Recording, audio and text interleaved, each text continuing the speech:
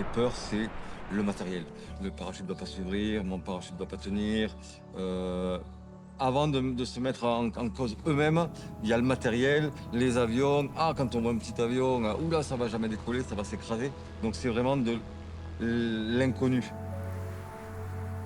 Et dès qu'ils ont passé 2-3 jours ici, qu'ils ont fait un saut ou deux, qu'ils ont commencé à plier, à faire leur propre pliage, ben, toute cette peur-là, elle est toujours, mais il y en a beaucoup qui partent parce qu'on se rend compte qu'au final, avec le matériel aujourd'hui, le parachutisme en lui-même, c'est pas une activité anodine qu'on fait n'importe comment. La PAC, c'est 6 sauts.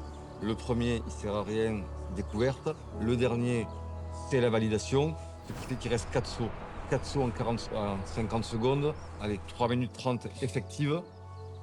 Aller trouver une activité sportive ou n'importe quoi qui en 3 minutes 30 réel vous donne une autonomie, il n'y en a pas. Le sixième saut, si on ne touche pas l'élève, si on ne le tient pas à l'ouverture, qu'il est capable d'ouvrir son parachute seul, ça valide la formation en repli et cet élève-là va faire son solo, donc le septième saut. L'élève part tout seul, fait son saut, se repose et ça valide vraiment la PAC. Après, il y a un truc quand même qu'on fait, et j'y tiens, c'est le cours de pliage. Et on leur apprend à plier le matos, dans le sens où derrière, une fois qu'ils sont lâchés solo, ils peuvent s'intégrer dans une séance de saut normale, sans être handicapés par après avoir sauté, qu'est-ce que je fais de ma voile et de mon parachute. On va travailler tous en équipe pour que chacun bosse sur une petite partie, et que la progression de l'élève, qu'elle soit au sol, au pliage, en chute libre ou sous voile, elle soit encadrée, elle soit briefée, débriefée pour que ça se passe de manière sécuritaire et puis bénéfique pour la progression de l'élève, quoi.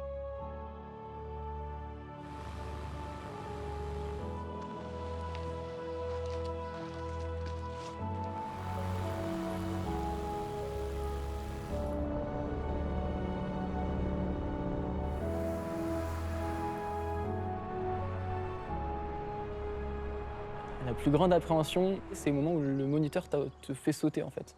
Il accroche à toi et c'est lui qui fait de choisir de faire la bascule, de passer du sol de l'avion au vide. Et c'est le moment le plus dur pour moi, c'est celui que j'appréhendais le plus, c'est de se jeter par soi-même dans le vide.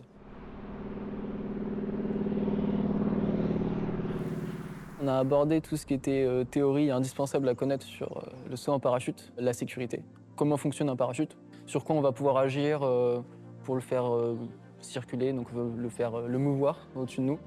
Tout ce qui est circuit sous voile, donc à l'atterrissage, pour se mettre bien face au vent et puis se poser tout doucement et en sécurité. Parce que nous, quand on regarde ça d'un point de vue externe, sans connaître le sujet, tu te dis ils sautent et puis c'est tout, quoi. Il n'y a pas de sécurité, les gars c'est des tarés, c'est de l'extrême total. Et en fait, plus tu fouilles, plus tu creuses, plus tu vois qu'il y a des procédures et des choses qui sont mises en place pour faire attention à tout ça. Deuxième jour, en général, il y a des sauts qui sont faits, même si on ne sait pas encore plier la voile. Malheureusement, le temps n'était pas avec nous, trop de vent. On a remplacé un peu la journée saut par du pliage. C'est là que tu te dis, en fait, ce que je fais là, c'est, entre guillemets, mon assurance par la suite. On devait être prêt à 7h30, on a décollé à 8h, 8h pile. Et du coup, premier en vol avec l'avion. Et après, tu arrives en haut. L'avion ralentit, la porte s'ouvre, et là, c'est le bon gros stress qui arrive, quoi. Lors de mon premier saut, qui s'est très bien passé, donc je suis un peu à la radio, etc. Mais malgré le vent, j'arrive pas à venir à l'endroit où je dois me poser, parce qu'il y a une grande zone qui s'appelle la drop zone. Et en fait, je me retrouve au-dessus d'une forêt. Donc, du coup, il faut s'en douter, atterrir en voile dans une forêt avec des arbres, même si on plane tout doucement, au moment où il faut toucher l'arbre, ça fait mal. Et je vais me poser à 1 km de la drop zone, dans une toute petite clairière. Je suis revenu en pick-up. On le verra dans les images.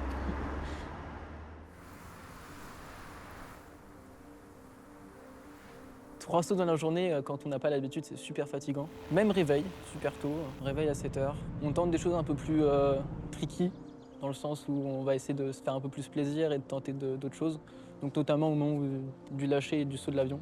On part en arrière, on fait des vrilles, etc. La partie sous voile, c'est là où je prends le plus de plaisir.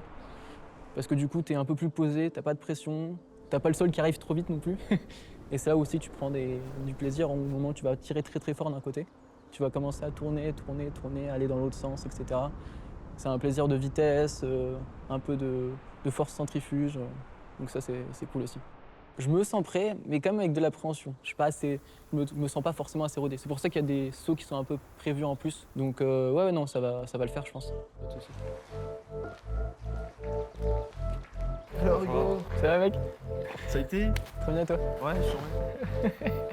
Bon, du coup, bilan de la semaine. Eh ben elle est pas finie. On a fini, on n'a pas été aidé par la météo, ça c'est. Non, c'est sûr, ouais. Mais bon, demain il y a espoir le matin et puis on essaie de caler le dernier saut demain matin ou demain après, on va voir. Donc en espérant que demain tout se passe bien et qu'on puisse faire le solo dans la foulée. Et puis voilà. Ok, je pense qu'on peut conclure cette interview sur ça.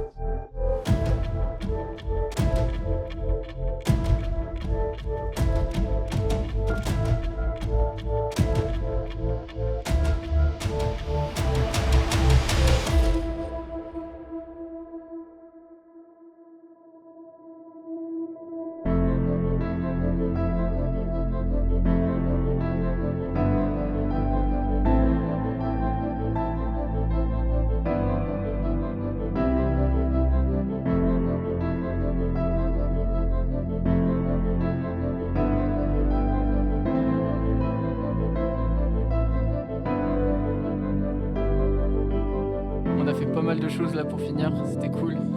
Et un vrai kiff, hâte de recommencer. Je pense que cet été ça va bien sauter aussi, je vais en profiter, plus il fera beau.